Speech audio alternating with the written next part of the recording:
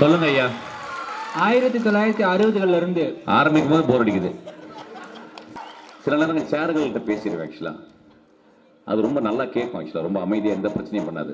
மனிதர்கள் கேட்குறது கொஞ்சம் கஷ்டம். ஆக்சுவலாக அதிகமாக வழிகளை சந்தித்த 2 இனம், ஒன்று யூத இனம், அதுக்கப்புறம் ஈழ மக்கள் அப்படின்றாங்க.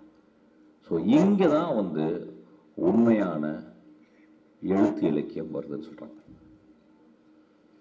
எனக்கு நான் இப்போ வயசு எனக்கு அப்போ தான் சினிமாக்குள்ளே போகலாம் அப்படின்னு நினச்சிக்கிட்டு இருந்த டைம். இதை கேட்டுட்டு எனக்கு இன்னைக்கு வரைக்கும் ஒரு மிகப்பெரிய விடுகதையாகவே இருக்குது. நம்ம படங்கள் நம்ம பார்க்குறோம். நான் ரொம்ப படங்கள் பார்க்குறது கிடையாது. ரொம்ப கம்மியான படம் தான். ஒரு வருஷத்துக்கு ஒரு 2 படம் பார்ப்பேன். அதுவும் கடுமையாக ரெக்கமெண்டேஷன் பண்ணணும். ஒரு 10 பேர், ஒரு 100 பேர், அப்போ தான் சினிமா பார்ப்பேன். எனக்கு கடுமையான அயற்சி தருது. எதுவுமே புதுசாக இல்லை. அது ஹீரோ வர்றாரு, அப்புறம் ஹீரோயின் வருது, அதுக்கப்புறம் வில்லன் சேவையில்லாமல் வர்றான், அப்புறம் வில்லனுடைய அம்மா வர்றாங்க. எதுக்கு வராங்கன்னு தெரியல. ஹீரோயின் அம்மாவும் வராங்க, ஹீரோ அம்மாவும் வராங்க. 3 அம்மாக்கள் சேர்ந்து ஏதோ சொல்கிறாங்க. 3 பேரும் கேட்குறாங்க. ஒரு இடிப்பல் கதையாகவே இருக்குது எல்லாமே.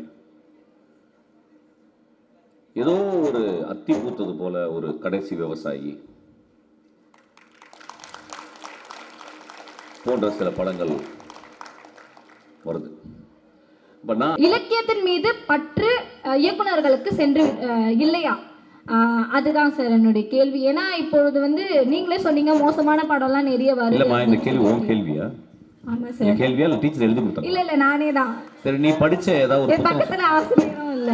ஓகே, நீ படிச்ச புத்தகம் பேர் சொல்லு. நீ படிச்ச நல்ல புத்தகம் பேர் சொல்லு. ஒரு பெரிய இலக்கியவாதியோட புத்தகம் சொல்லு தமிழ்ல. போ, அப்படியே பின்னால போ.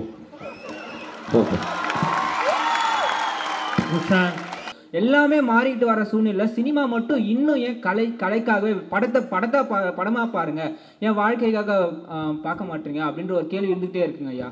இதுக்கு நீங்க எந்த மாதிரி? இல்ல அந்த பையன் என்ன சொல்றாங்க, யாராவது கொஞ்சம் டிரான்ஸ்லேட் பண்ணுங்க தமிழ்ல. புரியல. யாரா தமிழ் பேச தெரிஞ்சவங்க சிம்பிளா ஏதாவது சொல்லுங்க. படைப்புனா அம்மா படைப்பாங்களா அதுவா? இந்த சாமிக்கெல்லாம் படைப்பேன் அதுவா? முதல்ல தமிழ் சமூகம் இந்த படைப்புன்ற வார்த்தையை கொல்லணும்னு நினைக்கிறேன். ஆக்சுவலா எரேஸ் பண்ணணும்னு நினைக்கிறேன். சாதாரணமா சொல்லப்பா, ஒரு படம் அப்படின்னு ஆரம்பியே. சரிங்க சார். அதுதானே சொல்ற நீ? அதானே சொல்ல வர? அதை சொல்லுங்க தயவு. ஒரு படம் அது பொதுவான வார்த்தைனால அதை பயன்படுத்தணும். பொதுவா சொல்லாத, அது போர் பயங்கரம். நீ பொதுவான ஆளா? நீ நேரம் நம்ம 2 பேர் பேசுறோம்னு சொல்லு. ஒரு படம் சொல்லு. ஒரு படம் ஒரு படம் இருக்குன்னு வச்சுக்கோங்க. இருக்கு. ஐயா, ஒரு படம் அதோட அதிகபட்ச ஒரு முக்கியத்துவம் என்னவா இருக்குங்க ஐயா? என்னவா இருக்கும்னு நீ நினைக்கிற சொல்லு. எதுக்கு நீ படம் பார்க்குற? நீ 300 படம் பார்த்திருப்பியா உன் வயசுக்கு? ஆமாங்க ஐயா. என்ன வெங்காயத்தை நீ பார்த்த சொல்லு. நீ பார்த்த வெங்காயத்துல எந்த வெங்காயம் நல்ல வெங்காயம் சொல்லு. இல்லைங்க ஐயா, அதுலயும் இப்போதைக்கு வெவ்வேறு மனநிலையில அதெல்லாம் சொல்ல. நீ பார்த்த வெங்காயம் எது நல்ல வெங்காயம் அதை சொல்லு. நீ நல்ல படம் ஒரு படம் பார்த்தியா உன் லைஃப்ல? ஆமாங்க ஐயா. அதை ஒண்ணு சொல்லு. அன்பே சிவம் பிடிக்குங்க. அப்படியே உட்காந்து அதான் பதில். அன்பே சிவம் போய் உட்கார, அவ்வளவு. அதான் கதை. பேசுறேன்னு சொல்லிட்டு நிறைய பேர் எனக்கு திமிரு பிடிச்சவன்னு சொல்லுவாங்க. திமிரு பிடிச்சவன்றது என்னோட அடையாளம். அதை அப்படியே தான் வச்சிருக்கேன் பத்திரமா, கற்பது. ஏன்னா நான் நிஜமாகவே இந்த சமூகத்திற்கு ஏதோ ஒண்ணு, ஏன்னா என் சமூகத்துல இருந்து நிறைய வாங்கிக்கிறேன். சத்தம்லாம் என்னுடைய இலக்கியவாதி. ஒரு டால்ஸ்டாயினுடைய கதைகள் நான் வாழ்க்கை முழுதும் யோசிச்சுக்கிட்டே இருக்கேன். அதை யோசிக்க வச்சுட்டாரு 40 வருஷம். அந்த மனிதன் எனக்கு கொடுத்துட்டு போன சொல்லி கொடுத்தது இதை தயவு செய்து திருப்பி யார்ட்ட கொடுத்துருன்னு சொல்றாரு. நான் திருப்பி கொடுக்க தான் ஆசைப்பட்டுக்கிறேன். அதுக்கு தான் சினிமாவே பண்றேன். ஒரு நல்ல கதையும் நல்ல சிந்தனையும் என் சமூகத்தில் நான் வழங்கும் ஒரு படையல், ஒரு படைப்பு.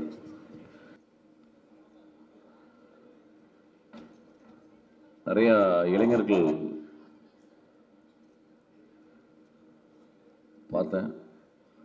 அவனே வெளியே வந்தவன் கேட்டேன், இந்த ஆர்கனைசர் என்ன காசு கொடுத்து வர வச்சிங்களான்னு கேட்டேன்.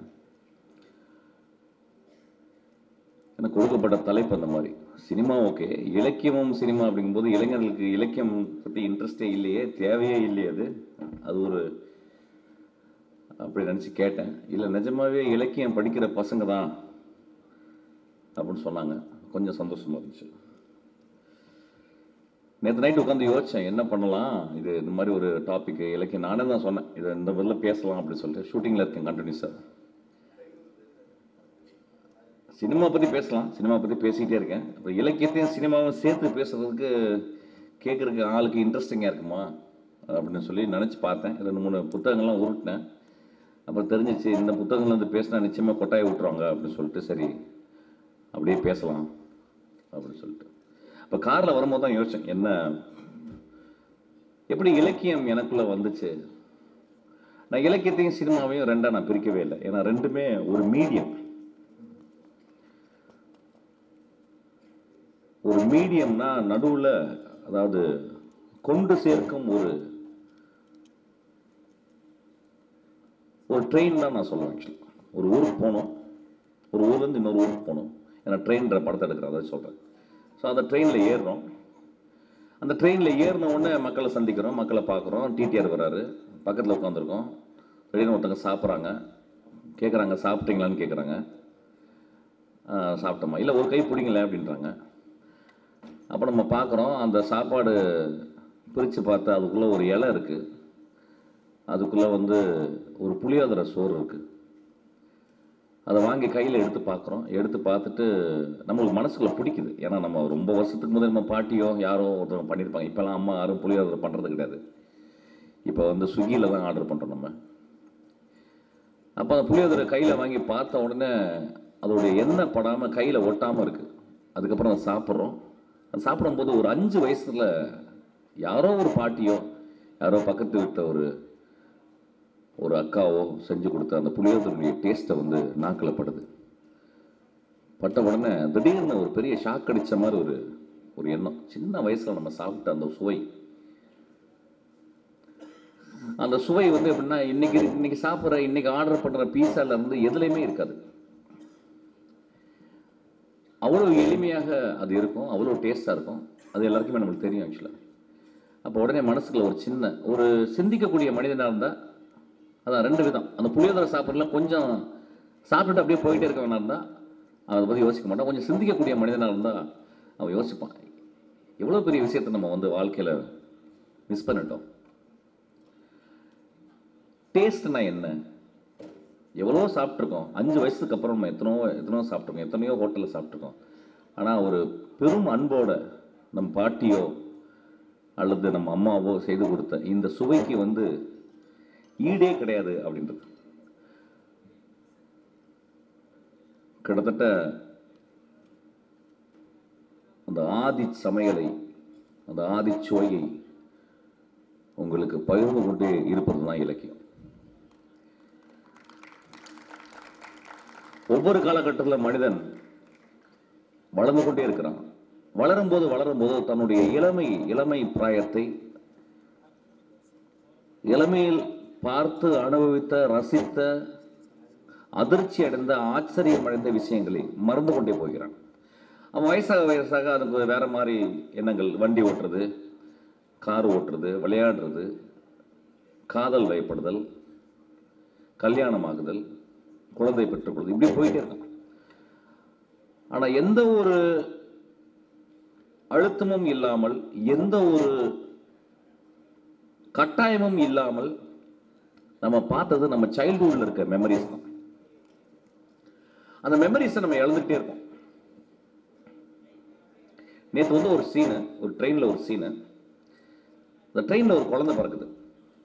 ட்ரெயினில் குழந்தை பிறந்த உடனே யூஸ்வலாக நம்ம கேட்டிருப்போம், ட்ரெயினில் குழந்தை பிறந்திருக்குது, ஃப்ளைட்டில் குழந்தை பிறக்குது நம்ம கேட்டிருப்போம். நான் ஒரு எழுத்தாளனாக, ஒரு இயக்குனராக நான் ட்ரெயினில் குழந்தை பிறக்கிறது ஒரு காட்சி வச்சுருக்கேன். அந்த காட்சி வச்சோன்னா அந்த ட்ரெயினில் இருக்கவங்க நிறைய பேர் வந்து ட்ரெயினில் குழந்தை பிறந்தா நீ அந்த குழந்தைக்கு வந்து கடைசி வரைக்கும் அதுக்கு ஃப்ரீயான டிக்கெட், அந்த மாதிரி ஃப்ளைட்லாம் இருக்குது. ரொம்ப ரேரஸ்ட் ரேர். இதை நம்ம காதில் கேட்டிருப்போம், ஆனால் இதை பார்த்துருப்போமா அப்படின்றது தெரியல. அப்போ ஒரு ஒரு ஒரு சினிமா கலைஞனாக இதை நான் ஆடியன்ஸுக்கு பார்க்க வைக்கணும்னு ஆசைப்பட்றேன். ஏன் இதை ஆசைப்பட்றேன் அப்படின்னா, நான் பார்க்கணும்னு முதல்ல ஆசைப்பட்றேன். ஒரு ட்ரெயினில் ஒரு குழந்தை பிறந்தா எப்படி இருக்கும்? அப்போ அந்த ட்ரெயினில் குழந்தை பிறக்கிறதுக்குள்ள எல்லா விஷயங்களும் நான் முன்னாலே செஞ்சிடறேன். ஆடியன்ஸை அதை வந்து ப்ரிப்பேர் பண்ணிவிட்டு அதுக்கப்புறம் ட்ரெயினில் குழந்தை பிறகு. ட்ரெயினில் குழந்தை பிறந்தது முக்கியமான சீன். அதோட முக்கியமான சீன் அந்த ட்ரெயினில் இருக்கவங்க என்ன பண்ணுறாங்க, அந்த குழந்தை பிறந்தவுடனே அந்த பெண்ணுக்கு வந்து அது வந்து ஒரு 3rd கிளாஸ் கம்பார்ட்மெண்ட்டில் ட்ராவல் பண்ணுற ரொம்ப ஏழ்மையான ஒரு பெண். அதுக்கு நிறைய பேர் வந்து அதுக்கு வந்து பரிசுகள் கொடுக்குறாங்க. இந்த பரிசு கொடுத்தல் வந்து மனித மாண்பு எப்பொழுதுமே. அதுவும் ஒரு சந்தோஷமான ஒரு வழியில இருந்து பிறந்த ஒரு குழந்தைக்கு வந்து கொடுக்கும்போது நிறைய பொருள்களை கொடுக்குறாங்க. அப்போ நான் ஒரு இயக்குனர் இருந்துக்கிட்டு என்ன பண்ணேன், காலையில் வந்து உட்காந்துட்டு டேய் என்னடா பொருள் கொடுப்பேங்க அசிஸ்டன்ட் டேரக்டர் அப்படின்னோடனே எல்லாருமே சொல்கிறேன் சார் ஸ்வீட்ஸ் கொடுக்கலாம் சார் அப்படின்றான். அப்புறம் ஒருத்தன் வந்து என்ன சொல்கிறான், சார் வந்து ஒரு புடவை கொடுக்கலாம் சார் அப்படின்றான். அதுக்கப்புறம் இப்படி ஒவ்வொன்றா சொல்லிக்கிட்டு இருக்காங்க. அப்படி பார்த்தா ஒரு 4-5 தான் வருது. புடவை வருது, ஸ்வீட் வருது. பிறந்த குழந்தைக்கு என்ன கொடுக்க முடியும்? அப்போ ஹீரோயினை வந்து என்ன சொன்ன வந்து ஒரு மோதிரத்தை கழட்டி மாட்டுடி அப்படின்னு சொன்னேன். மோதிரத்தை கழட்டி மாட்டினான்.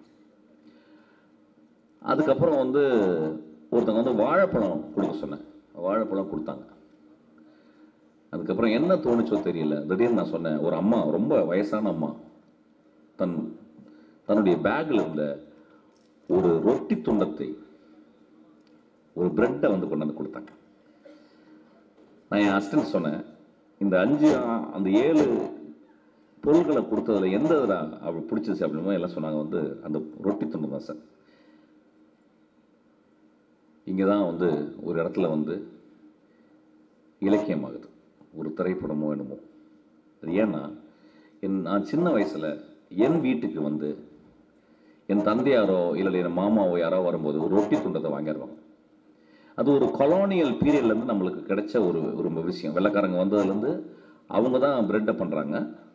அந்த பிரெட்டை நம்ம சாப்பிட்றோம். அந்த பிரெட் வந்து நம்மளுக்கு வந்து ரொம்ப ஒரு முக்கியமான ரொம்ப டேஸ்டியான ஒரு பொருளாக மாற்றி அது அந்த இளமை பிராயத்தோடு அப்படியே காணாமல் போயிடுது.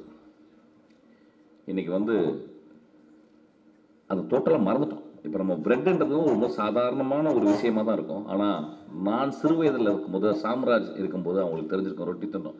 ஏன்னா ரொட்டி அப்படிங்கும்போது பிப்ளிக்கல் மீனிங் வருது. கிறிஸ்து கொடுத்தது வைனும் அந்த ரொட்டி துண்டத்தையும் கொடுத்தது வந்து ஞாபகம் வருது. ஸோ இலக்கியம் முதல்ல நம்ம புரிஞ்சிக்க வேண்டியது ரொம்ப எளிமையாக இலக்கியம்னா என்ன. ஏன்னா நிறைய பேசிட்டே இருக்கும் இலக்கியம் இலக்கியம் இலக்கியம்.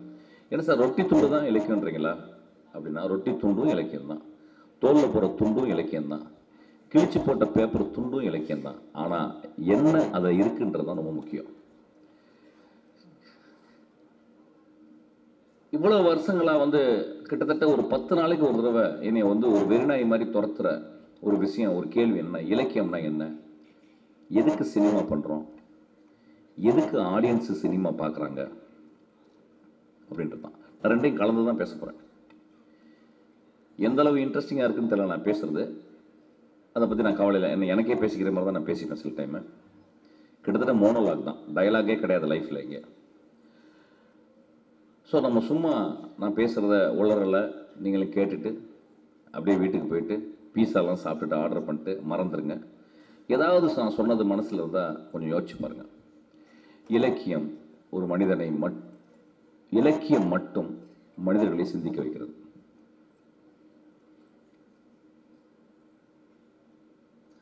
நான் வந்து லேண்ட்மார்க்கில் ஒர்க் பண்ணும்போது ஒரு நாள் புத்தகங்கள் அடுக்கிட்டு இருந்தேன். ரொம்ப சீரியஸாக காலையில் முதல் வேலையாக தான் 3 மணி நேரம் புத்தகங்களை அடுக்கணும். அது மேலே அந்த குப்பையில் தூசை தட்டி தட்டி தட்டி அடுக்கணும். ஒரு பெரிய பௌத்தத்துக்குரிய ஒரு இடம், ஒரு பெரிய மெடிடேட் பண்ணுற ஒரு இடம் தான் அது ஆக்சுவலாக. அப்போ அடுக்கிக்கிட்டே இருக்கும்போது திடீர்னு ஒரு நாள் ஒரு லேடி வந்து அப்படி வந்து வேகமாக போனாங்க. அவங்கள பார்த்தேன். அப்புறம் அந்த பக்கம் போகிறாங்க, அப்படி போகிறாங்க. ஒரு ஏதோ தெரிஞ்சிச்சு, ஒரு புத்தகத்தை தேடுறாங்க. அப்போ ஒரு புத்தகத்தை எடுத்தாங்க, கண்டுபிடிச்சி. அதுக்கப்புறம் இன்னொரு இடம் போனாங்க, இன்னொரு புத்தகத்தை எடுத்தாங்க. கிட்டத்தட்ட ஒரு 4 புத்தகங்கள் எடுத்தாங்க. நான் பின்னாடியே போயிட்டே இருக்கேன். ஏன்னா நான் தான் ஹெல்ப் பண்ணேன் அவங்களுக்கு. ஆனால் என்னை பற்றி அவங்க கவலைப்படல, என்கிட்ட கேள்வி கேட்கல. தேடி எடுத்துட்டாங்க. 4 புத்தகங்கள் எடுத்தாங்க. அவங்கள பார்க்கலே தெரிஞ்சிச்சு அவங்க தமிழ்நாட்டை சேர்ந்த ஒரு பெண்மணி கிடையாது, ஒரு வடநாட்டை சேர்ந்த பெண்மணி. ரொம்ப எளிமையாக ஆனால் படித்தவங்கன்றது தெரிஞ்சுது. எல்லாம் ஆங்கில புத்தகங்கள். ஆங்கில புத்தகம் படித்தனால படித்தவங்கன்னு கிடையாது, எடுத்தது ஆங்கில புத்தகங்கள். எடுத்து பார்த்தா அந்த 4 புத்தகங்களும் பார்த்தீங்கன்னா ஒரே ஒரு தலைப்பை நோக்கி இருந்துச்சு. அதாவது ஈழத்தில் நடந்த ஈழச் சிறுகதைகள், ஈழ கொடுமைகளை பற்றிய கட்டுரைகள், ஈழத்தின் பிரச்சனைகளை மையமாக்க எழுதப்பட்ட 4 புத்தகங்கள். அப்போ அந்த அம்மாட்ட வந்து நம்மளுக்குள்ள ஈழம் இருக்கே, நம்ம ஈழத்தை சேர்ந்தவங்க தானே, நம்ம மனிதர்கள் தானே அவங்க, நம்மளுடைய சொந்தக்காரங்க தானே அவங்க, நம்மளுடைய தாய் தந்தை தானே ஈழமும், இங்கேருந்து பிரிஞ்சு போய் அங்கே வேலை செஞ்சவங்க தமிழர்கள் அவங்க. சார் நான் ஒரு தமிழனா உங்களுக்கு போய் கேள்வி கேட்டேன். அம்மா நீங்கள் வந்து வடநாட்டை சேர்ந்தவன் போல இருக்குது. நான் ஆங்கிலத்தில் கேட்குறேன், நீங்கள் வடநாட்டை சேர்ந்தவங்க எதுக்கு வந்து நீங்கள் வந்து இந்த புத்தகங்களை, அதுவும் தமிழ் சார்ந்த ஈழம் சார்ந்த ஒரு புத்தகங்களை எடுக்கிறீங்க அப்படின்னா, அப்போ அவங்க சொன்னாங்க, தம்பி, உலகத்தில் 2 லிட்ரேச்சர் இருக்கு, 2 இலக்கியம் இருக்கு. இந்த 2 மிகச்சிறந்த இலக்கியங்கள் என்னன்னு கேட்டீங்கன்னா, ஒன்று ஆஸ்விச் இலக்கியங்கள், அதுக்கப்புறம் ஈழ இலக்கியங்கள் சொன்னாங்க. ஆஸ்விச் இலக்கியம் அப்படின்னு கேட்டீங்கன்னா 1940களில் 2ஆம் உலகப் போரில் நடந்த பெரும் கொடுமை. அதாவது ஒவ்வொரு யூதர்களும் கண்டுபிடிக்கப்பட்டு வளைக்கப்பட்டு அவர்களை பீர்கானோ, ஆஸ்விச் அப்படின்ற அது போன்ற நிறைய கான்சன்ட்ரேஷன் கேம்பில் அவங்கள போட்டு அவங்கள வதை செஞ்சு அவங்கள கொல்றாங்க. எப்படி கொல்றாங்கன்னா, கிட்டத்தட்ட ஒரு சின்ன ஒரு அடுப்பு மாதிரி, பெரிய பெரிய அடுப்பு, ஒவ்வொரு அடுப்புலையும் ஒரு ஒரு 100 பேரை உள்ள வச்சு எரிக்கிறாங்க உயிரோட. அதை சொல்றாங்க. அது மாதிரி ஈழ இலக்கியம் அதிகமாக வழிகளை சந்தித்த 2 இனம், ஒன்று யூத இனம், அதுக்கப்புறம் ஈழ மக்கள் அப்படின்றாங்க. ஸோ இங்கே தான் உண்மையான எழுத்து இலக்கியம் வருதுன்னு சொல்கிறாங்க. எனக்கு நான் இப்போ வயசு எனக்கு அப்போ தான் சினிமாக்குள்ளே போகலாம் அப்படின்னு நினச்சிக்கிருந்த டைம். இதை கேட்டுட்டு எனக்கு இன்னைக்கு வரைக்கும் ஒரு மிகப்பெரிய விடுகதையாகவே இருக்குது. இலக்கியம்னா நீங்கள் ஒரு 1000 இலக்கியவாதிகளை கூப்பிட்டு சொன்னீங்கன்னா 1000 இலக்கியவாதிகளும் இலக்கியத்தை பற்றி அவங்களுடைய கூறுகளையும் அவங்களுடைய கொள்கைகளையும் அவங்களுடைய சிந்தனையும் சொல்லுவாங்க. கிட்டத்தட்ட எல்லா சிந்தனையும் ஒன்றா தான் இருக்கும். மனிதன் பற்றி ஆனால் நான் புரிந்து கொண்டது, இலக்கியம் என்பது மனித வாழ்வில் நடந்த வழிகளை பதிவு செய்தது. அந்த வழி முடிஞ்சிடும், ஆனால் அந்த வழியினுடைய வேறு அப்படியே உள்ள பூமிக்குள்ள மறைஞ்சிருக்கும். அப்படித்தான் ஈழமும் யூத இலக்கியமும். அந்த அம்மா அன்னைக்கு என்னுடைய கண்களை திறந்து விட்டு போனாங்க. நான் சினிமாவுக்கு வர்றதுக்கு முந்தைய முதல்ல இதை தான் என்னுடைய கண்களை திறந்து விட்டு போனான்னு சொல்லுவேன். அப்படியே நான் வேற இடத்துக்கு வர்றேன். அப்படியே மாப்பசானுடைய ஒரு கதை இருக்கு. அந்த கதையில கேட்டாங்க, பாரிஸ்ல இருந்து ஒரு இளைஞன் ரொம்ப சோர்வடைஞ்சு, நிறைய வேலை செஞ்சுட்டே இருக்கான், ரொம்ப சோர்வடைஞ்சு அவன் என்ன பண்ண ஒரு கிராமத்துக்கு போனான். அந்த கிராமத்தில் பறவைகளை வேட்டையாடும் ஒரு இடத்தை தேர்ந்தெடுக்கிறான். அங்கே போயிட்டு ஒரு இன்னில் போய் தங்கி ஒரு பெரியவரை கூட்டுக்கிட்டு துப்பாக்கியை அங்கேயே வாடகைக்கு வாங்கிட்டு இவன் வேட்டைக்கு போகிறான். வேட்டைக்கு போய் என்ன பண்ணுறாங்க, காலையிலேருந்து சாயங்காலம் வரைக்கும் வெயிட் பண்ணுறாங்க. சாயங்காலமாக எந்த பறவையும் வரல. கடைசியில் 2 பறவைகள் பறந்து வருது. இவன் குறி பார்த்து ஒரு பறவையை சுடுறான். பறவையை சுட்டு முடித்த உடனே அந்த பறவை கீழே விழுந்துருது. உடனே இவன் சொல்கிறான், சே, நான் 2 பறவையை சேர்த்து சுடலாம் தான் நினச்சி சுட்டேன், ஆனால் ஒரு பறவை தான் கிடச்சிது அப்படின்றான். உடனே அந்த வயதான அந்த மனிதர், அவர் கூட அந்த கைடு சொல்கிறாரு, கொஞ்ச நேரம் இரு தம்பி அப்படின்றாரு. கொஞ்ச நேரம் அவன் வெயிட் பண்ணுறான். நீ வானத்தை பார்த்துக்கிற அப்படின்றான். அந்த 2 பறவைகளில் கீழே விழுந்த பறவை போய் இன்னொரு பறவை பறந்து போயிடுச்சுல, பயந்து போயிட்டு அது மீண்டும் பறந்து அவன் பக்கத்தில் வருது. அவன் சுடுறான். மாப்பசன் எழுதுறாரு. அவர் சொல்றாரு, அது 2மே இணைப்பறவைகள். ஒரு பறவை இறந்து போச்சுன்னு தெரிஞ்ச உடனே பயத்தில் போயிட்டு திரும்பி வரும், இணையை தேடி வரும், என்னையும் கொன்றுங்க அப்படின்னு அது பக்கத்தில் வந்துடும். அப்படியாப்பட்ட பறவை தான் நீங்கள் கொன்னீங்க அப்படின்னு சொல்லி முடிப்பான். கடைசியில் எழுதுறாரு, மாப்பசன் எழுதுறாரு, அந்த விடுதிக்கு அந்த துப்பாக்கியை கொடுத்து விட்டு அவன் பாரிஸ் சென்று விடுகிறான். அதற்கப்புறம் அவன்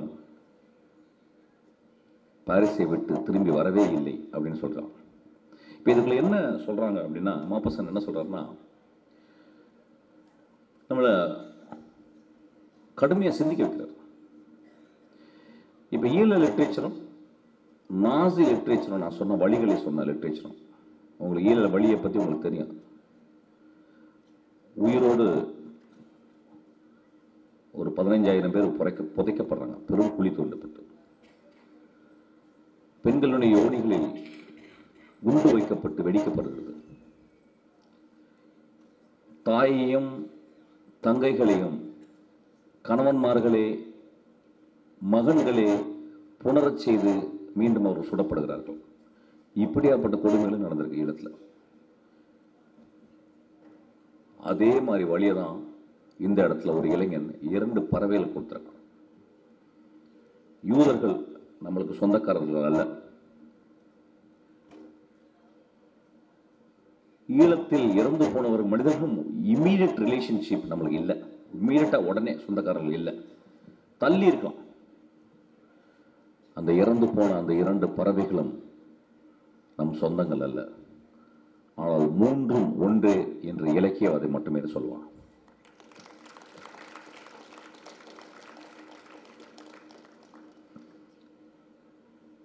நம்ம படங்கள் நம்ம பார்க்குறோம். நான் ரொம்ப படங்கள் பார்க்கறது கிடையாது, ரொம்ப கம்மியான படம் தான். ஒரு வருஷத்துக்கு ஒரு 2 படம் பார்ப்பேன். அதுவும் கடுமையாக ரெக்கமெண்டேஷன் பண்ணணும். ஒரு 10 பேர், ஒரு 100 பேர், அப்போ தான் சினிமா பார்ப்பேன். எனக்கு கடுமையான அயற்சி தருது. எதுவுமே புதுசாக இல்லை. அதே ஹீரோ வர்றாரு, அப்புறம் ஹீரோயின் வருது, அதுக்கப்புறம் வில்லன் சேவையில்லாமல் வர்றான், அப்புறம் வில்லனுடைய அம்மா வர்றாங்க. எதுக்கு வர்றாங்கன்னு தெரியல. ஹீரோயின் அம்மாவும் வராங்க, ஹீரோ அம்மாவும் வர்றாங்க. 3 அம்மாக்களும் சேர்ந்து ஏதோ சொல்கிறாங்க, 3 பேரும் கேட்குறாங்க. ஒரு இடிப்பல் கதையாகவே இருக்குது எல்லாமே. ஏதோ ஒரு அத்தி பூத்தது போல ஒரு கடைசி விவசாயி போன்ற சில படங்கள் வருது. இப்ப நான் இலக்கியத்தில் மூழ்கி திளைப்போம். நான் சாம்ராஜ் மூழ்கி கொண்டே இறந்து போய்விடுவோம்னு நினைக்கிறேன். அப்படியே மூழ்கி எங்க போய் வைக்கணும்னு தெரியல. அப்படியே அந்த படிச்ச புத்தகத்தோடு சேர்த்து உள்ள வைக்கலாம்னு நினைக்கிறேன். ஆக்சுவலா இலக்கியம் அது ஒரு தனியான ஒரு இடம் கிடையாது. இலக்கியம் என்றது என்னுடைய இருதயத்துக்குள்ள இருக்கும் ஒரு பெரும் திறக்காத பெட்டகம், ஒரு பண்டோரா பாக்ஸ். துறக்க வந்துகிட்டே இருக்குமே, வாங்கிக் கொண்டே இருக்கிறேன். நண்பர்களே, சினிமா பண்ணும்போது எனக்கு ஒரு பெரிய கேள்வி வரும், என்ன கதை பண்ணலாம் நெக்ஸ்ட் அப்படின்னு. என்னுடைய ஃப்ரெண்ட்ஸ், என்னுடைய நண்பர்கள் கேட்கும்போது, என்னுடைய அசிஸ்டன்ட் டைரக்டர் கேட்கும்போது, சார் என்ன படம் சார் நெக்ஸ்ட் பண்ணலாம்? அப்போ நெக்ஸ்ட் படம் பண்ண உடனே மேலாக சொல்ல விஷயம், சார் ஒரு பெரிய ஹீரோவை பார்த்து ஒரு கதை சொல்லுங்கள். என் பெரிய ஹீரோ பார்த்தோன்னா படம் விற்றுரும், படத்துக்கு பட்ஜெட் கிடச்சிரும், படம் ரிலீஸ் ஆகிடும். அந்த 3மே நடக்கும், டக்குன்னு நடக்கும். சரி, இல்லைன்னா ஒரு மிட்டில் இருக்க ஒரு ஹீரோவை பார்த்து பண்ணுங்க சார். அப்போ கதை கொஞ்சம் ரொம்ப அடர்த்தியாக பண்ணணும் சார், கேர்ஃபுல்லாக பார்த்துங்க. ஏன்னா இதெல்லாம் சினிமாவில், ஏன்னா பெரிய ஹீரோ பண்ணும்போது நம்ம ஒரு ஃபார்முலாய்க்க என்ன ஒரே இப்படி போயிட்டே இருக்குங்களா, பயங்கர போர் அடிக்குது எனக்கு. கொஞ்சம் உட்கார வரைக்கும் நானும் வெயிட் பண்ணுறேன். அப்போ என்ன கதை பண்ணலாம் அப்படின்றது, சார் கொஞ்சம் கதவை சாத்துங்களேன், பயங்கர போர் அடிக்குது எனக்கு, இல்லைன்னா எல்லாம் வெளியே அனுப்புங்க, நான் வெறும் சேருங்கள்ட்ட பேசுகிறேன். நான் சச்சிதானந்தம்னு என் நண்பர் ஒருத்தர், ஒரு 15 வருஷத்துக்கு முந்தி நான் 4வது படம் பண்ண பிறகு என்னை கூப்பிட்டாரு நெய்வேலிக்கு. அவருடைய புத்தக வெளியீட்டு விழாக்கு போனேன். அப்போ நான் கேட்டேன், இங்கேருந்து நெய்வேலி வரைக்கும் ஓட்டு போகிறோம் சச்சி, எவ்வளோ பேர் வருவாங்க? ஒரு 500 பேர் வருவாங்க அப்படின்னு சொன்னாங்க. நான் உடனே போய் சேர்ந்தோன்னா 500 சேர் இருந்துச்சு, உட்கார் வந்துடுவாங்க. நாங்கள் நண்பர்களை நம்ப மாட்டேன், நான் 2 அசிஸ்டண்ட்டோட போனேன், அவர் ஒருத்தர், அந்த பப்ளிஷர் ஒருத்தர், மொத்தமே 5 பேர் தான் அந்த 500 சேரில் உட்காந்துருந்தோம். நான் உலகத்திலே பேசின பெஸ்ட் உரை அதுதான். தலை குடிஞ்சுக்கிட்டே என்னையை பார்த்தே பேசினேன். ஆக்சுவலாக அதனால் நான் பேசுறதுக்கு ஒன்றும் கிடையாது. சில நேரங்கள் சேர்கள்கிட்ட பேசிடுவேன். ஆக்சுவலாக அது ரொம்ப நல்லா கேட்கும். ஆக்சுவலாக ரொம்ப அமைதியாக, எந்த பிரச்சனையும் பண்ணாது. மனிதர்கள் கேட்குறது கொஞ்சம் கஷ்டம். ஆக்சுவலாக நன்றி. கதவை சாத்துருங்க, வாங்க உட்காருங்க குழந்தைங்களா.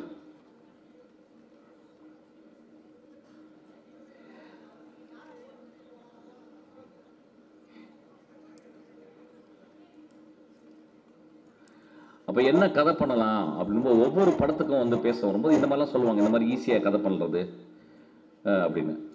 அப்போ இந்த இலக்கியத்தை படித்ததுனால என்ன கேட்டால் நம்ம என்ன கதை சொல்ல போகிறோம் அப்படின்றது இருக்கும். ஏன்னா ஒரு கதை அப்படின்றது எப்படின்னா ஒரு ஒரு 2 hours சொல்லுவாங்க நிறைய பேர், இந்த ஆடியன்ஸ் நிறைய பேர் சொல்லுவாங்க, என்டர்டெயின்மெண்ட் இருக்கணும் சார் அப்படிம்பாங்க. என்டர்டெயின்மெண்ட்னா என்னென்ன நான் கேள்வி கேட்டோம்னா அதுக்கு ஒரு பதில் வரும். ஒரு 5 பாட்டு இருக்கணும் சார், ஒரு 5 ஃபைட் இருக்கணும், கிளைமேக்ஸில் ஒரு 4-5 ஹெலிகாப்டர் உடைக்கணும், அதெல்லாம் பண்ணோம்னா அப்புறம் நல்லாயிருக்கும் சார், அதான் என்டர்டெயின்மெண்ட். அது வீட்லேயே உடைச்சிடலாம். அதாவது வீட்டில் லெகோ டாய்ஸை வாங்கி வச்சுட்டு, இல்லைன்னா நம்மளாம் ஒரு சின்ன ஒரு மண்ணில் வீடு கட்டி அதை உடச்சிட்டோன்னு வச்சுங்களேன், ஒரு 150 ரூபா மிச்சமாகும். ஆக்சுவலாக அதை திரும்பி போய் அங்கே போய், இல்லைன்னா ஒரு சுற்றியில் எடுத்துகிட்டு போய் வெளியே இருந்த ஏதாவது ஒரு பிளாஸ்டிக் ஏதோ போட்டு டமால் உடச்சோம்னு வச்சுங்களேன், இன்ட்ரெஸ்டிங்காக இருக்கும். அது செல்ஃப் அக்ரெஷனை வந்து வெளிப்படுத்தக்கூடிய ஒரு மீடியமாகவே சினிமா ஆயிடுச்சு. சரி, அப்புறம் வேறு என்டர்டைன்மெண்ட் மீடியம்னா வந்து அப்புறம் வந்து நல்லா சிரிக்கணும். என்ன சிரிக்கணும்னா வந்து ஒரு தலையில் முடியலாதவரை வந்து அந்த ஹீரோ வந்து தலையில் கொட்டியே வழுக்கம்பான், உடனே பயங்கர தியேட்டரே சிரிக்குது. அப்புறம் ஒரு ஒரு மாற்றுத்திறனாளி போவான், அவனை எட்டி உதைக்கிறது, அது வந்து பயங்கரமாக சிரிக்கும். ஸோ இதுதான் காமெடி ஜானர். அப்புறம் சீரியஸாக என்ன படம் பண்ணலாம் அப்படின்னா, சீரியஸாக நம்ம நினச்சிக்கலாம், சீரியஸ்னா வந்து செத்த வீட்டில் போய் உட்காந்து படம் பார்க்குற மாதிரி. அது சீரியஸ் கிடையாது. It is a serious incident happen, but we are not serious, it's a part of life. Serious அப்படின்றது வந்து எப்படின்னு கேட்டால் வந்து சீரியஸ் லிட்ரேச்சர்னு ஒன்று இருக்குது. இப்போ டாஸ்டாவஸ்கி வந்து Tolstoy serious literature, Gabriel Garcia Marquez ஒரு சீரியஸான லிட்ரேச்சர், செக்கோ வந்து ஒரு சீரியஸான லிட்ரேச்சர், விர்ஜினியா woolf வந்து ஒரு சீரியஸான லிட்ரேச்சர். சீரியஸ் லிட்ரேச்சர் அப்படின்றது அப்படின்னா வந்து உங்கள் எண்ணங்களை கொஞ்ச நேரம் அமைதியாக இருக்க சொல்லிட்டு ஒரு பெரும் எழுத்தாளன், ஒரு பெரும் கலைஞன் ஒரு கதை சொல்கிறான், அந்த கதையை கேளுங்க விட்டு. அந்த கதையை கேட்டு முடிச்ச பிறகு உங்களுக்குள்ள வாழ்க்கையில் சில கேள்விகள் இருக்கும். ஒரு 80 வருஷம் நம்ம வாழ்ந்தோம்னா ஒரு 8 கேள்வி இருக்கும், 10 வருஷத்துக்கு ஒரு கேள்வி இருக்கும். எனக்கு கேட்டால் அப்படி தான் இருக்கும். ஒரு 8 கேள்வி. ஒரு மனிதன் இறந்து போகிற ஒரு 100 வருஷம் தானே ஒரு 8, 9 கேள்வி இருக்கும். அந்த கேள்விக்கு பதில் இருக்காது. அது முக்கியமான கேள்வி, கடவுள் இருக்காரா இல்லையா? கடவுள் இருந்தால் ஏன் இவ்வளவு பாவங்கள் நடக்குது? கடவுள் இருந்தால் ஏன் இவ்வளவு பாவம் செஞ்சவன் உயரத்தில் இருக்கிறான்? என் குழந்தை ஏன் இறந்து போச்சு? என் புருஷன் நான் இவ்வளவு நன்றாக இருந்தும் என்னை விட்டு ஏன் ஓடி போய்விட்டான்? இப்படி வந்து 15 கொஸ்டின் பதில் இல்லாத கேள்விகள் இருக்கும்.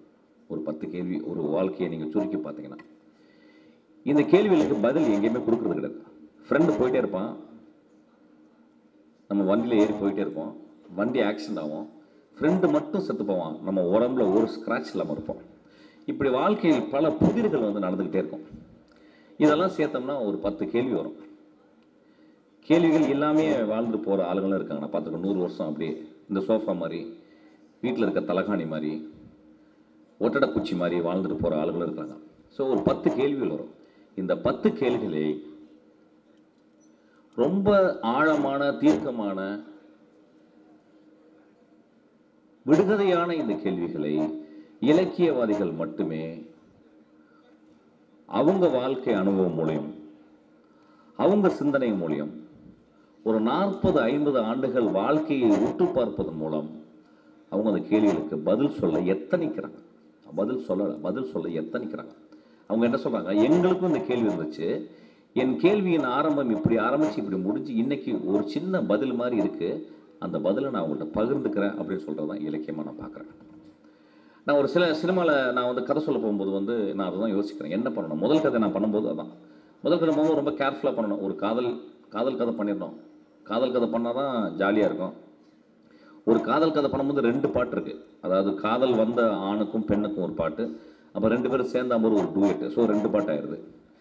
அப்புறம் ஒரு கிளைமேக்ஸில் ஒரு குத்து பாட்டு வச்சிடலாம். ஸோ இப்படி இதெல்லாம் பிளானிங்கு.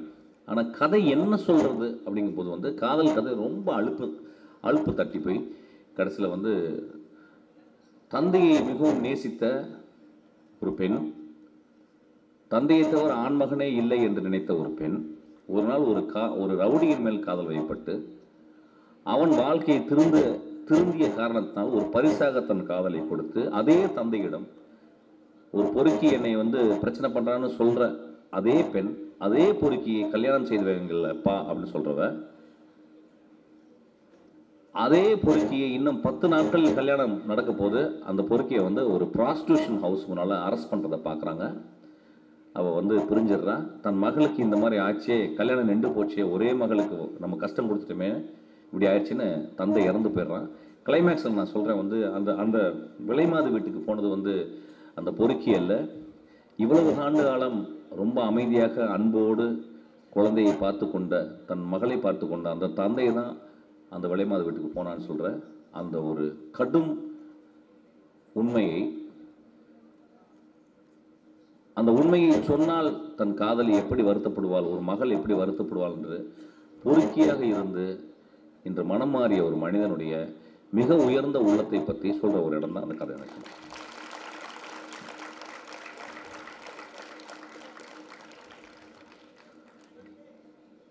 ஒரு சினிமா நம்ம பார்க்கும்போது இப்போ கடைசி விவசாயி வந்து நான் எப்போ பார்த்தாலும் சொல்லுவேன். ஆக்சுவலாக அந்த படத்தை பார்க்கும்போது மொத்தமே 4 பேர் 5 பேர் தான் இருந்தோம் அங்கே.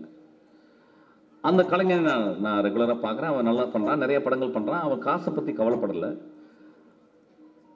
ஒரு உசிலம்பட்டி கிராமத்துக்கு நான் போனேன், அவனை போய் பார்த்தேன், மணிகண்டன் போய் பார்த்தேன். அவ்வளோ எளிமையாக வாழ்ந்து வருகிறான், அவ்வளோ அன்போடு பார்த்துக்கிட்டான் அந்த நண்பர்கள், அங்கே வாழ்ந்த மனிதர்கள். அந்த மனிதனுக்கு ஏன் வந்து ஒரு வயதான மனிதன் இன்றைய பேசாதீங்க ப்ளீஸ், எக்ஸ்கியூஸ் மீ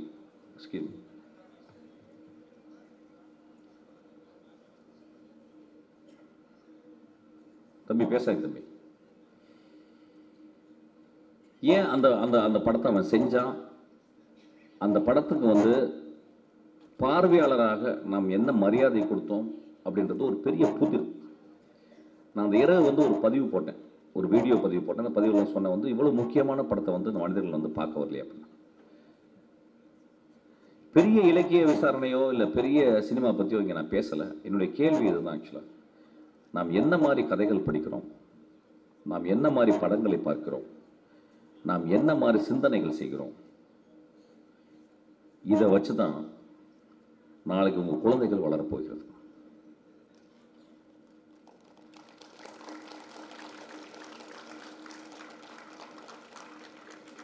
ஒரு 2 நாளுக்கு முந்தி படித்த ஒரு Latin saying, man's character is is fate அப்படின்றான். மனிதனுடைய குணம் அவனுடைய விதி அப்படின்னு சொல்றான். நண்பர்களே, இன்னைக்கு நீங்க சிந்தனையும் நீங்கள் பார்க்கும் நீங்கள் செய்ய மிகச்சிறந்த செயல்களும் கலைகளில் நீங்க தேர்ந்தெடுத்து போறதா நாளைக்கு உங்கள் குழந்தைக்கு சொல்லிக் கொடுக்க போறீங்க. இன்னைக்கு பாருங்க, நம்ம குழந்தைங்களை பார்க்குறோம் வந்து ஒரு சின்ன வீடியோவை அதாவது எடுத்து நம்ம கையில் கொடுத்துட்றோம். ஏன்னா தொல்லப்படுதுங்க. எல்லா குழந்தையும் வந்து இன்னைக்கு வந்து ஹைப்பர் ஆக்டிவாக இருக்குது. காரணம் வந்து உணவு. நம்ம உணவில் இருக்க ஸ்டெராய்டு, நம்ம உணவில் கலந்துருக்க விஷங்கள் அந்த குழந்தைகள் வந்து ஒரு 40 வருஷத்துக்கு முந்தைய இந்த குழந்தைகள் இல்லை. என் மகள் இருக்கும்போது ரொம்ப அமைதியாக இருப்பாள். இன்றைக்கி ஒரு பையன் அன்றைக்கி நான் பார்க்குறேன், ஒரு குழந்தை, அந்த குழந்தை அதனால் நிற்கவே முடியல, அது ஓடிட்டே இருக்குது, அழுகுது. அது கடைசியில் ஒரு வீடியோவை கையில் கொடுத்துடணும். அதை வந்து ஒரு 2 மணி நேரம் அந்த குழந்தை வந்து அதை பார்த்துக்கிட்டே இருக்குது. இப்படி குனிஞ்ச வாக்கில் என்ன நடக்குதுன்னு இதை பார்க்கவே மாட்டேங்குது. we are all concentrating on screens. பெரியவர்கள் வந்து அதுக்கப்புறம் பார்த்தா நம்ம காலேஜ் பசங்க எல்லாருமே அந்த இதில் வந்து வீடியோ பார்க்குறது, இன்ஸ்டாகிராம் பார்க்குறது. நானும் இன்ஸ்டாகிராம் பார்க்குறேன். ஆனால் ஒவ்வொரு காலகட்டத்திலும் நம்மளை ஏதோ ஒரு சிந்தனையை செலுத்த முடியாமல், சிந்திக்க முடியாமல், ஒரு மரத்தை பார்க்க விடாமல், ஒரு குழந்தையின் சிரிப்பை ரசிக்க விடாமல், ஒரு மனிதன் வண்டியை இழுத்துக்கொண்டு போகும்போது அல்லது வெயிலில் நடந்து போகும்போது ஒரு பிச்சைக்காரனுடைய ஒரு முகக்குறியோ கவனிக்காமல் இந்த உலகம் நம்மளை கேட்ஜெட்டுக்குள்ளே எடுத்துட்டு போகுது. இந்த இடங்கள்ல தான் 2 முக்கியமான விஷயங்கள் நம்மளுக்கு வந்து ஹெல்ப் பண்ணுது. ஒன்று வந்து புத்தகங்கள், இன்னொன்று வந்து சினிமா. சினிமாவை நான் தள்ளி வைக்கிறேன். ஏன்னா சினிமா கிட்டத்தட்ட வெகுஜன சினிமா அப்படின்னு சொல்றது போல ஒரு என்டர்டெய்னிங் மீடியா மட்டுமே இருக்கு. பட் இலக்கியம் இன்றும் எப்பொழுதுமே இன்னும் ஒரு 10,000 ஆண்டு காலமாகவும் மனித குலத்துக்காக சிந்திக்கக்கூடிய அந்த மாண்பான மனிதர்களால் படைக்கப்படுவதே இலக்கியம்.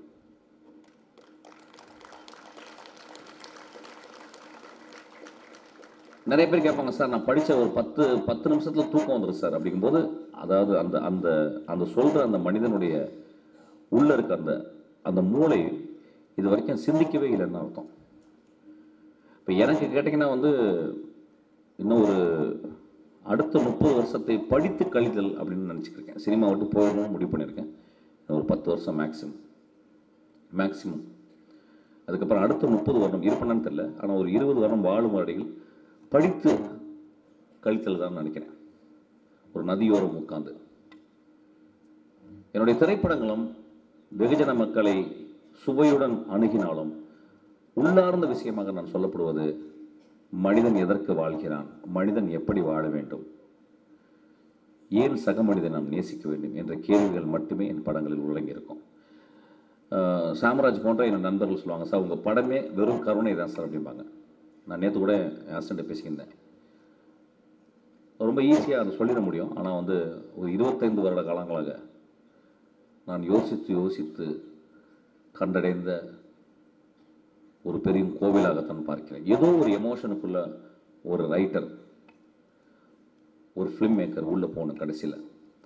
அந்த மாதிரி இடமாகத்தான் நான் கருணையை பார்க்கிறேன். கருணை, கம்பேஷன் எங்கேருந்து வந்துச்சு? ஒரு எழுத்தாளனாக, ஒரு சினிமாக்காரனா எங்கேருந்து வந்துச்சுன்னா பௌத்தத்திலிருந்து வருகிறது, பைபிள்லேருந்து வருது.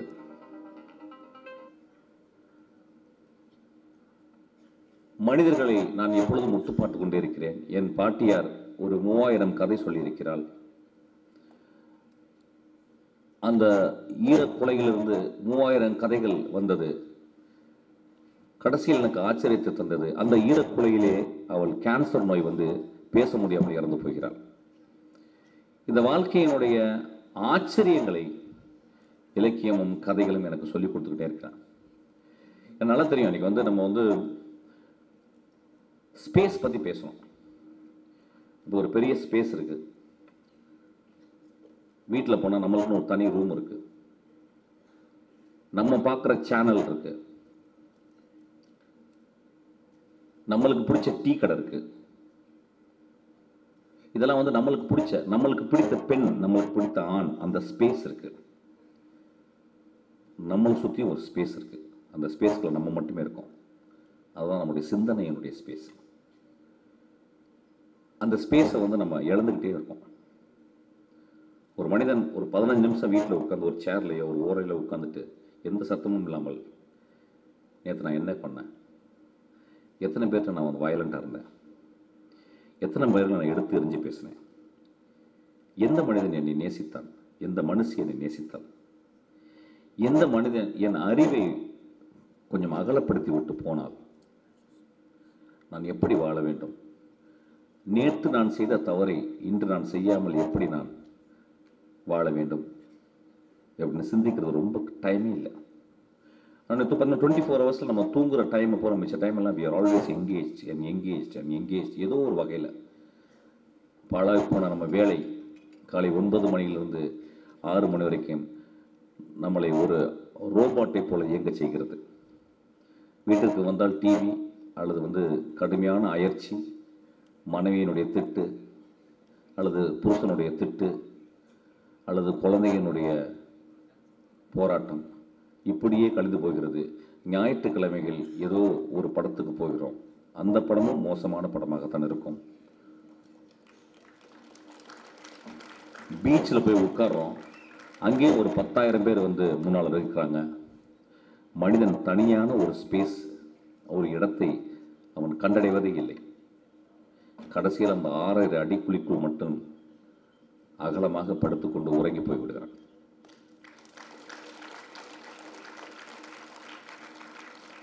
இந்த ஸ்பேஸை வந்து நான் சேக்ரெட் ஸ்பேஸ்ன்னு சொல்லுவேன். It is called sacred space. இந்த ஸ்பேஸ் தான், இந்த ஸ்பேஸை நம்மளுக்கு கொடுக்கறது வந்து இலக்கியமும் ஒரு நல்ல சினிமாவும் மட்டும்தான். இந்த ஸ்பேஸ் மௌனத்துக்கு சொந்தமானது. இந்த ஸ்பேஸ், இந்த இடம் கருணைக்கு சொந்தமானது. இந்த இடம் அழகுக்கு சொந்தமானது. இந்த இடம் நம் ஆன்மாவை சுத்தப்படுத்தும் ஒரு இடமாக விளங்குகிறது. நன்றி. கேள்வியெல்லாம் கேளுங்க. போர் அடிச்சிச்சு, அதனால போயிட்டேன். ஆக்சுவலாக நேரத்தின் அருமை கருதி 3 வினாக்கள் மட்டுமே அனுமதிக்கப்படும். அந்த வினால வந்து ஏசர் உங்கள்ல குத்துப்பாட்டு கண்ணாடி ஏசர் போன கேட்காதீங்க, திட்டு வாங்காதீங்க. சார் வணக்கம் சார், என்னோட பெயர் மா கார்த்திகேயன், பச்சையப்பன் கல்லூரி தமிழகங்கள் 2ஆம் ஆண்டு. இன்றைக்கு இந்த கடைசி விவசாயி படத்தை பற்றி பேசியிருந்தீங்க. ஸோ அந்த படம் வந்து கூட்டம் வந்து ரொம்ப குறைவாகவே வந்துருந்துச்சு. நிறையா பேர் மத்தியில் வந்து வருமான ரீதியாக அது பெருசாகலை. ஸோ அது மாதிரி படங்களை எடுக்கிறப்போ இன்றைக்கு இருக்கக்கூடிய சினிமாவோட நோக்கம் வந்து காசாக இருக்கிறதா இல்லை கலையாக இருக்கிறதா? இனி வரக்கூடிய இயக்குனர்கள், அதாவது இளம் வயதில் இருக்கவங்க, அடுத்து வரப்போ இயக்குனர்கள் வந்து கலை சார்ந்த படம் எடுக்கணுமா இல்லை காசுக்காக கமர்ஷியலாக படம் எடுக்கணுங்களா? உங்களோட கருத்து சொல்லுங்கள். இல்லை, இது பயங்கரமான போர் கொஸ்டின். நான் ஆன்சர் சொல்ல மாட்டேன். இந்த கொஸ்டினுக்கு எல்லாம் பதில் தெரியும் உனக்கு. நீ விளக்கமாறா இருக்கணுமா சாமியா இருக்கணுமான்னு உனக்கு தெரியாதா? உட்கார் போ. இது பயங்கரமான கொஸ்டின் மாதிரி கேட்குற. உட்கார். வணக்கம் சார். இந்த கேள்வி புதுசா கேள்வி கேட்குற மாதிரி. நீ ஒரு சினிமா பண்ண வர, உங்க அம்மா சமைக்கிறாங்க, உனக்கு எப்படி சமைப்பாங்க? உங்கள் அம்மா சமைக்கிறாங்கப்பா, எப்படி சமைப்பாங்க? பிள்ளைக்கு நல்லா சாப்பிடணும்னு சமைப்பாங்களா, டேஸ்ட்டாக இருக்க மட்டும் சமைப்பாங்களா? அந்த நான் கொடுக்குற பொருள் வந்து அவன் உடம்புல சத்தை ஏற்றணும்னு கொடுப்பாங்களா?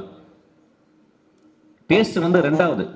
முதல் வந்து நான் கொடுக்குற உணவு அது வந்து சுத்தமாக இருக்கணும், அந்த உடம்புல போய் செரிக்கணும், அந்த உணவுல இருக்க வந்து சத்து வந்து உடம்புல ஏறுந்தானே ஒரு அம்மா நினைப்பேன்.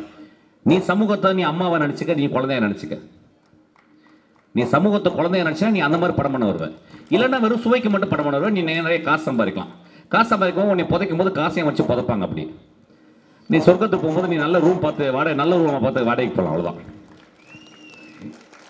கேள்வி கேட்கும்போது சிந்திக்கணும். ஆக்சுவலாக இதெல்லாம் நம்ம கேட்டுக்கிட்டே இருக்கோம். ஆக்சுவலாக ஸோ நீ என்ன மாதிரி படம் இருக்குன்னு நீ வா. ஆக்சுவலாக சுவை இருக்கணும் படத்தில், சுவை இருக்கணும், இல்லைன்னு சொல்ல. It should have an entertainment value. But ஆதாரம் என்ன? ஆக்சுவலாக நீ உன் படம் எடுக்கிறத பார்த்து உங்கள் அம்மா சொல்லிடுவா. ஆக்சுவலாக ஒரு சயின்டிஸ்ட் சொன்னாங்களா, ஒரு தியரி வந்து ஒருத்தன் சொன்னானா, ஒரு பெரிய சயின்டிஸ்ட் அவன் சொன்னானா, உன் பாட்டிகிட்ட போய் சொன்னேன்னு கேட்டாங்க. எதுக்கு சார் பாட்டிகிட்ட சொல்லணும்? உன் பாட்டிக்கு புரிஞ்சுதான்னு கேட்டாங்க. அது மாதிரி உனக்கு எடுக்கிறது உனக்கு என்னன்னு தெரியும் உனக்கு. ஆக்சுவலாக ஒரு செருப்பு தைக்கிறவரு நீ போய் ஒரு செருப்பை கொடுத்தேன்னா அவங்க சும்மா தைக்க மாட்டாங்க. இன்னைக்கு செருப்பு தைக்கிறவங்களாம் கம்மி ஆயிட்டாங்க. எங்கள் ஊரில் நான் போய் செருப்பை கொடுக்கும்போது பார்ப்பான், பார்த்துட்டு ஒரு 5 வாறு எடுப்பார், தோல் எடுப்பார். கேட்டுட்டு எவ்வளோ இருக்குன்னு கேட்பார். அவரு காசு சொல்லுவோம், அதுக்கு எத்தனை பண்ண அந்த அந்த அந்த அந்த செருப்பு தச்ச இடத்துல கிழிஞ்ச தச்சுப்பாரு. அந்த செருப்பே இல்லாமல் போயிடும். ஆனால் கிழிஞ்ச தச்ச இடம் வந்து கடைசி வரைக்கும் இருக்கும். ஆக்சுவலாக சமூகத்தின் மேலே அக்கறை இருக்கணும். பணம் வந்து வரும். ஆக்சுவலாக சமூகத்தின் மேலே ஒரு அக்கறை இருக்கணும். சமூகத்தில் அக்கறை விட அது அடுத்து உண்மையில ஒரு அக்கறை இருக்கணும். நீ ஒரு பொருள் செஞ்சு கொடுத்தா அது உன்னுடைய சுயம், அது ஒரு சுயம். நான் வரும்போது வந்து வெளியே வந்து வெறும் ரோசஸ்லாம் வச்சுருந்தாங்க. நான் பன்னீர் ரோஸ் இருக்கான்னு தேர்னேன். பன்னீர் ரோஸ் இல்லை, கடைசியில் டூப்ளிகேட் ரோஸாக இருந்துச்சு. எல்லாமே மஞ்சள் ரோஸாக இருந்துச்சு. அது ரோஸுன்றது எதுக்கு? ஆக்சுவலாக இப்போ ரீசெண்டாக ரோஸை பற்றி ஒரு புத்தகம் படித்தேன். ஒரு ரோஸ் என்ன, ஒரு சொட்டு பன்னீர் எடுக்கிறதுக்கு கிட்டத்தட்ட ஒரு 25 கிலோ ரோஸில் வந்து புளிகிறாங்க ஒரு சொட்டு பன்னீர் எடுக்கிறதுக்கு. இப்போ நம்ம கடையில் விற்கிற பன்னீர்லாம் டூப்ளிகேட் பன்னீர், நெஜ பன்னீர். அது வந்து வெளிநாடுகளுக்கு தான் போகுது. அதுவும் இது வந்து எங்கே போகுது? அது வந்து ஒரு ஏஜென்ட். எல்லா எசன்ஸ்லையும் எல்லா ஃப்ராக்ரன்ஸ்லையும் ஒரு ஏஜென்ட். அதை வந்து அதை வச்சு தான் அதை பண்ணுவாங்க. ஸோ ஒரு சொட்டு பன்னீருக்கு வந்து கிட்டத்தட்ட 20 கிலோ ரோஸ், பன்னீர் ரோஸை வந்து, அது பர்டிகுலரான ஒரு பன்னீர் ரோஸ். பன்னீர் ரோஸ்லேயே ஒரு 10 வகை இருக்குது. அந்த பன்னீர் ரோஸை வந்து அதை வந்து அப்படி வடிகட்டி அதுலேருந்து எடுக்கிறது ஒரு பன்னீர் துளியாகும். ஸோ நீ டூப்ளிகேட் ரோஸாக இருக்கணும் நீ முடிவு பண்ணால் நீ முடிவு பண்ணிக்க. இல்லை அந்த ஒரு துளி அந்த பன்னீராக இருக்கணுமா நீ யோசிக்க. ஆக்சுவலாக வணக்கம் சார், என்னுடைய பேர் எமிமா. நான் பாரதி மகளிர். என்னம்மா பேர்? என்னம்மா எனிமாவா? எமிமா. என்னம்மா? எமிமா. எமிமாவா? ஓகே, நான் எனிமான்னு கேட்டுச்சு காதுல. ரெடிமா? நான் பாரதி மகளிர் கல்லூரியில் படிக்கிறேன். இப்பொழுது ஏன் இலக்கிய திரைப்படங்கள் பெரிதாக வருவதில்லை? இயக்குனர்கள் வந்து இளைஞர்களுடைய ஆசையால படங்கள் எடுக்கிறாங்களா அல்லது இலக்கியத்தின் மீது பற்று இயக்குனர்களுக்கு சென்று இல்லையா? அதுதான் சார் என்னுடைய கேள்வி. ஏன்னா இப்பொழுது வந்து நீங்களே சொன்னீங்க மோசமான படம்லாம் நிறைய வருது. இல்லம்மா, இந்த கேள்வி உன் கேள்வியா? ஆமா சார். கேள்வியா இல்ல டீச்சர் எழுதி கொடுத்தாங்க? இல்ல நானே தான். சரி, நீ படிச்ச ஏதாவது ஒரு பக்கத்துல ஆசிரியரும் இல்ல. ஓகே, நீ படிச்ச புத்தகம் பேர் சொல்லு. நீ படிச்ச நல்ல புத்தகம் பேர் சொல்லு. ஒரு பெரிய இலக்கியவாதியோட புத்தகம் சொல்லு தமிழ்ல. போ, அப்படியே பின்னால போ.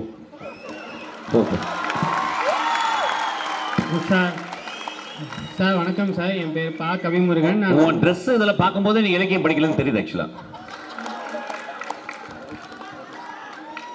சார் வாங்க ஐயா, சொல்லுங்க சார். வணக்கம் சார், என் பேர் பா கவிமுருகன்.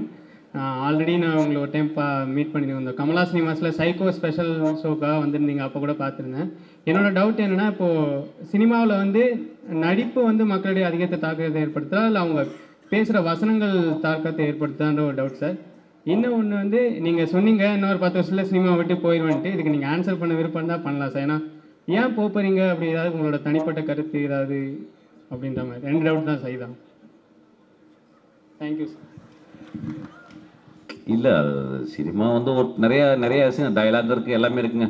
அது சொல்ல முடியாது. சினிமா ஏதோ ஒரு வகையில் நம்மளை வந்து ஈர்த்துக்கிட்டே இருக்கு. ஆக்சுவலாக சினிமா எது இருக்குது அப்படின்னு நான் கவனித்தேன். சினிமா வந்து அந்த இடத்துல ஒரு பெரிய புகழடைந்த மனிதர்கள் எப்பொழுதுமே இருக்கிறாங்க. சினிமாவில் வந்து சினிமாக்காரர்கள் காரை ஓட்டி இறங்கினா ஒரு 10,000 பேர் கையை காட்டுறாங்க, ஓடி போய் ஆட்டோகிராஃப் கேட்குறாங்க. இந்த எவ்வளோ இலக்கியவாதிகள் இருக்காங்க, யார்ட்டையுமே ஆட்டோகிராஃபை யாருமே கேட்கறது கிடையாது.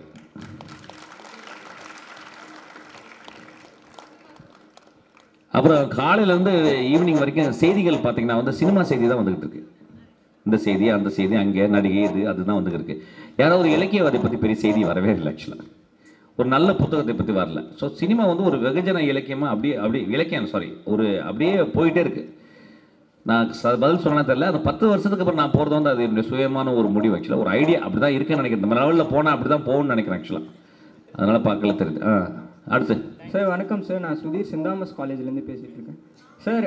இப்போ வந்து நான் வந்து அப்கமிங் ஃபிலிம் மேக்கராக வரலான்னு இருக்கேன் சார். எனக்கு வந்து முதல்ல வந்து நான் இந்த ஜெயகாந்தனோட புக் வந்து சில நேரத்தில் சில மனிதர்கள்னு வந்து அந்த இன்ட்ரடக்ஷன் மட்டும்தான் படித்தேன். அந்த புக்கு படித்தப்போ எனக்கு இந்த மாதிரி ஒரு படம் பண்ணணும் தான் சார் ஆசை. ஆனால் இங்கே வந்து இந்த மாதிரி படம் நிறைய வந்திருக்கு. உங்களோட ஓனாயம் மாட்டுக்குட்டியும் அது கூட நல்லாயிருக்கும். அன்பேசியம் மாதிரி ஹியூமர் ஃபிலிம்ஸ்லாம் இருக்கு. ஆனால் அந்த படத்துக்கு ஏற்ற ஒரு ஆதரவு கிடைக்கிறதே இல்லை. எல்லாம் கமர்ஷியல் ஃபிலிம்ஸ்க்கு மட்டும்தான் கிடைக்குது.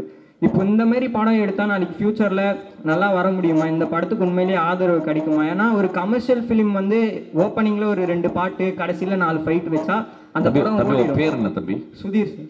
எந்த ஊர் நீ? சென்னை தான். ஓகே, நீ என்ன மாதிரி படம் எடுக்க போகிற? நான் humour films and science fiction ஃபிலிம்ஸாக பண்ணணும். அப்படியே போய் உட்கார், எடு, அவ்வளோதான் முடிஞ்சிச்சு. அன்பேசியத்தை ஹியூமர் படம்லாம் சொல்லாத. சும்மா ஏதாவது தத்து பத்துன்னு வளரக்கூடாது. அது ஹியூமர் படமா? அது சும்மா ஏதாவது வாயில வந்து ஏதாவது பேசக்கூடாது. போய் உட்கார். முதல்ல நல்லா படிச்சு கொஞ்சம் நல்லா சாப்பிட்டு கொஞ்சம் பெரிய ஆளாக வைப்போ. கொஞ்சம் படி. அதுக்குள்ளே கேள்வி மட்டும் கேட்க வந்துட்டேன். ஐயா வணக்கம் ஐயா. ஐயாக்கேன்னு வைக்கும் போது எனக்கு தெரியுது எனக்கு கொய்யா வைக்கிற. நீ ஒழுங்கா பேச சொல்லு. நீ சாதாரண கொஸ்டின் சொல்லு. நிச்சயமா ஐயா. 2 ஐயா. நிச்சயமா ஐயா. கட்டாயமா ஐயா. கண்டிப்பா ஐயா. சரிங்க ஐயா. சொல்லுங்க ஐயா. 1960களில் இருந்து ஆரம்பிக்கும் போது போர் அடிக்குது ஐயா. முதல்ல கேள்வியை கேளுங்க, அப்புறம் சொல்லுங்க. 1960ல இருந்து கலைக்காகவே அப்படின்ற ஒரு கோட்பாடு இருந்திருக்கு. இப்போ வர காலகட்டங்களை பார்த்தீங்கன்னா கலை மக்களுக்காகன்னு கொஞ்சம் கொஞ்சமாக மாறிட்டு இருக்கு. எல்லாமே மாறிட்டு வர சூழ்நிலை சினிமா மட்டும் இன்னும் ஏன் கலைக்காகவே படமா பாருங்க, என் வாழ்க்கைக்காக பார்க்க மாட்டீங்க அப்படின்ற ஒரு கேள்வி இருந்துகிட்டே இருக்குங்க ஐயா. இதுக்கு வந்து நீங்க எந்த மாதிரி? இல்ல அந்த பையன் என்ன சொல்றாங்க யாராவது கொஞ்சம் டிரான்ஸ்லேட் பண்ணுங்க தமிழ்ல. புரியல.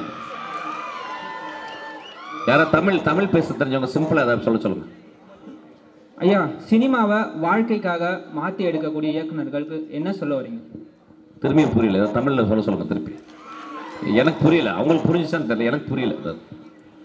இல்ல தம்பி கொஞ்சம் நாம கொஞ்சம் லைட்டா மக்குப்பா. எனக்கு சரியா புரியாது எனக்கு. ஐயா வணக்கம். என் பேர் வந்து எத்தனை கொய்யா வந்திருக்கீங்க நீங்க? தம்பி சாதாரணமா சார்னு சொல்லுங்க. அப்படி சொல்லுங்க. சும்மா சாதாரணமா சொல்லுங்க தம்பி. சும்மா கேள்வி கேளுங்க. வார்டன் கூட சொல்லுங்க. டேய் சொல்றான்னு கூட சொல்லுங்க. போர் அடிக்காதீங்க. சரிங்க சார். ஒரு படைப்போட அதிகபட்ச சாராம்சம். ஒரு நிமிஷம். படைப்புன்னா என்ன சொல்ற? படைப்புனா அம்மா படைப்பாங்களா அதுவா? இந்த சாமிக்கெல்லாம் படைப்பேன் அதுவா? முதல்ல தமிழ் சமூகம் இந்த படைப்புன்ற வார்த்தையை கொல்லணும்னு நினைக்கிறேன். ஆக்சுவலா எரேஸ் பண்ணணும்னு நினைக்கிறேன். சாதாரணமா சொல்லுப்பா. ஒரு படம் அப்படின்னு ஆரம்பியே. சரிங்க சார். அதானே சொல்ற நீ? அதானே சொல்ல வர? அதை சொல்லுங்க தயவு. ஒரு படம் அது வந்து பொதுவான வார்த்தைனால அதை பயன்படுத்தணும். பொதுவா சொல்லாத. அது போர் பயங்கரம். நீ பொதுவான ஆளா? நீ நேரம் நம்ம 2 பேர் பேசுறோம்னு சொல்லு. ஒரு படம் சொல்லு. ஒரு படம் ஒரு படம் இருக்குன்னு வச்சுக்கோங்க. இருக்கு. அந்த படத்தோட அதிகபட்ச சாராம்சம் என்னவா இருக்கணும்? சாரம்னா என்ன சொல்ற நீ? சாராம்சம்னா இந்த சாரம் கட்டுறதா? சொல்லு.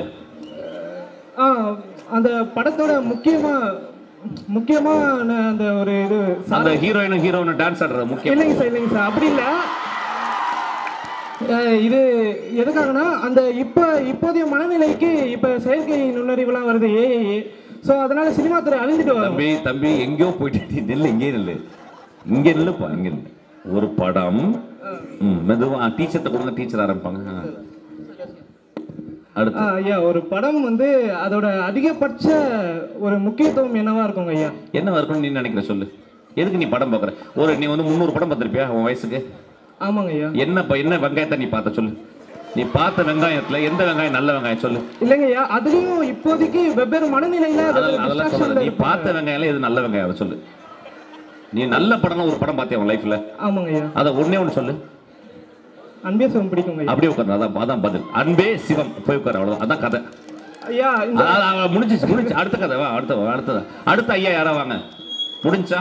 நன்றி, ரொம்ப தேங்க்ஸ். நான் ஷூட்டிங் போறேன். வினாக்கள் கேட்ட மாணவர்களுக்கு அந்த குழந்தை வந்து கோச்சிக்க வேணாம். இப்ப என்ன ப்ராப்ளம்னா தம்பி, இதுதான் நான் சொல்றேன். இதுதான் நான் சொல்ல வரேன். நீங்க வெளிநாடுகளில் வந்து நான் நிறைய பயணப்படும் போது நான் பார்க்கறது வந்து ஸ்கூல்ல இருக்கும் போது அவங்களுக்கு ஒரு குறைந்தபட்ச இலக்கியத்தை சொல்லிக் கொடுக்கும் போது அவங்க மொழி வளம் இருக்கு. மொழி வளம் முதல்ல நீங்க வாழ்க்கையில ஒரு பெண்ணுகிட்ட போய் காதலை சொல்றதுக்கு ஒரு மொழி வளம் தேவை. உங்கள்கிட்ட வந்து நான் வந்து அது வந்துங்க என்னங்க சொல்லுங்க, உங்க அம்மா அழகா இருக்காங்கன்றீங்க. ஒரு மொழி வளத்தை நீங்க வந்து எங்க பெறுவீங்கன்னா இலக்கியத்துல பெறுவீங்க. ஒரு நல்ல படத்தினுடைய எக்ஸ்ட்ராடினரி ஒரு ரைட்டர் மட்டுமே உங்களுக்கு மொழி வளத்தை சொல்லுவாங்க. உங்களுக்கு மொழி வளம் இருந்தா மட்டும்தான் நீங்க என்ன மனசுல நினைக்கிறத யோசிக்க முடியும்.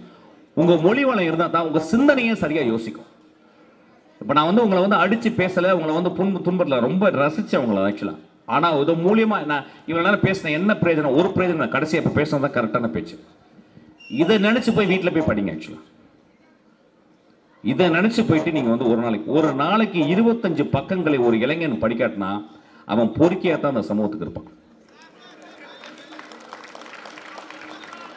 அவன் ஒரு ரவுடியா தான் வருவான். அவன் ரவுடி நல்லா யோசிப்பான். ரவுடிங்கள் ரோட்ல பாத்திருக்கீங்களா? கத்தி எடுத்து குத்துவாங்க. அவன்கிட்ட போய் கேட்டு பாருங்க, ஒரு ஜெயகாந்தன் கதை படிச்சிருக்கீங்களா? ஒரு ஜெயமோகன் கதை படிச்சிருக்கீங்களா?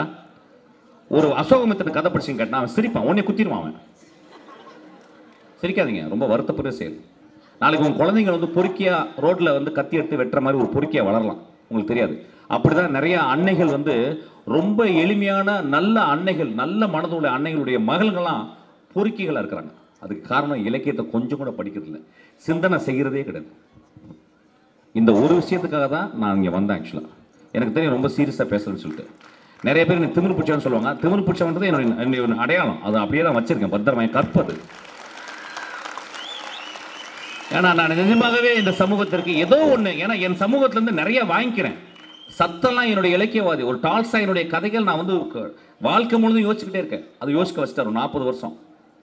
அந்த மனிதன் எனக்கு கொடுத்துட்டு போன சொல்லி கொடுத்தது வந்து இதை தயவு செய்து திருப்பி யார்ட்ட கொடுத்துருன்னு சொல்றாரு. நான் திருப்பி கொடுக்க தான் ஆசைப்பட்டுக்கிறேன். அதுக்கு தான் சினிமாவே பண்றேன். ஒரு நல்ல கதையும் நல்ல சிந்தனையும் என் சமூகத்தில் நான் வழங்கும் ஒரு படையல், ஒரு படைப்பு.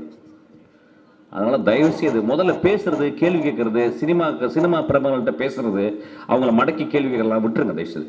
முதல்ல வாயை எல்லாத்தையும் மூடிக்கிட்டு போய் உட்காந்துட்டு ஒரு 25 பக்கம் ஒரு நாளைக்கு படிங்க. நீங்க 10 வருஷம் படிங்க தம்பி.